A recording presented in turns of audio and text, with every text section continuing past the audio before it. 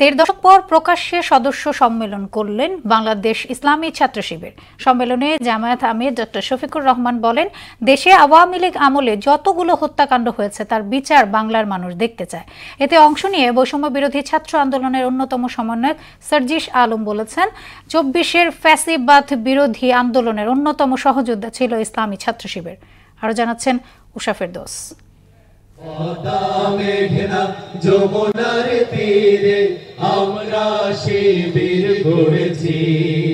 আওয়ামী লীগের দেড় দশকের স্বৈরাচারী শাসন আমলে প্রকাশ্যে আসতে পারেনি বাংলাদেশ ইসলামী ছাত্র শিবির। তবে ৫ আগস্ট ফ্যাসিস্ট সরকারের পতনের পর এবার প্রথমবারের মতো রাজধানী সোহরাওয়ার্দী উদ্যানে প্রকাশ্যে সদস্য সম্মেলন করেছে ছাত্র শিবির। এতে পুরো দেশ থেকে ছাত্র শিবিরের সদস্য পর্যায়ের জনশক্তি সহ সর্বস্তরের নেতাকর্মী অংশ নেয়। বাংলাদেশের মাটিতে আর কোনো ফ্যাসিবাদী শাসন ফিরে আসতে দেওয়া হবে না। সম্মেলনে জামায়াতের সেক্রেটারি জেনারেল মিয়া গোলাম পরোয়াল বলেন, মিথ্যা অপপ্রচার করে শিবিরের অপ্রতিরোধ্য অগ্রযাত্রা কেউ রুখতে পারবে না। বাংলাদেশের লক্ষ কোটি তরুণ ছাত্র সমাজকে চরিত্র, নৈতিকতা, জ্ঞানের শিক্ষায় আলোকিত করে নির্যাতিত, নিপীড়িত, অনাহারী, ভুভুক্ষ, অন্নহীন, নিরন্ন মানুষের মুক্তির জন্য সংগ্রাম করছে। দুনিয়াবি কোন স্বার্থ, জাগতিক বিত্ত, বৈভব, সম্পদের মহাশিবিরের মধ্যে নাই। ছাত্র আন্দোলনের অন্যতম সমন্বয়ক সার্জিস আলম বলেন, প্রত্যক্ষ পরোক্ষভাবে শিবির ২৪-এর আন্দোলনের সঙ্গে ছিল।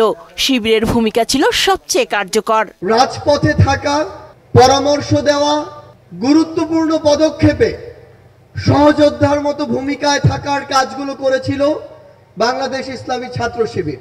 সামাজিক ন্যায় বিচার প্রতিষ্ঠার আহ্বান জানিয়ে জামায়াতের আমির ডাক্তার শফিকুর রহমান বলেন, আগামী দিনে আর কাউকে নিজের অধিকার প্রতিষ্ঠার জন্য লড়তে হবে না। ২০০৬ সালের ২৮ অক্টোবর এই জাতি কখনো ভুলবে না। রাজপথে সেদিন পল্টন মোড়ে মানুষগুলাকে নির্মমভাবে পিটিয়ে হত্যা করা হয়েছিল।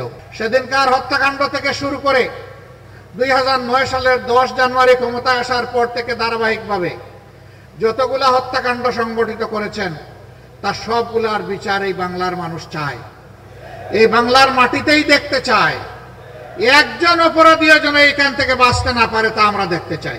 যারা বাংলাদেশের বিজয় দিবস স্বীকার করে না তাদের কোলে ঠাঁই নিয়েছেন শেখ হাসিনা, এমন মন্তব্য করেন জামায়াত আমির। পাশের দেশের প্রধানমন্ত্রী তিনি বিজয় দিবসের শুভেচ্ছা দিতে গিয়ে ভারতীয় সৈনিক সেনাপতিদেরকে দিয়েছেন আর বলেছেন এটা ভারতের বিজয় দিবস। উষা ফেরদৌস, মোহনা সংবাদ, ঢাকা।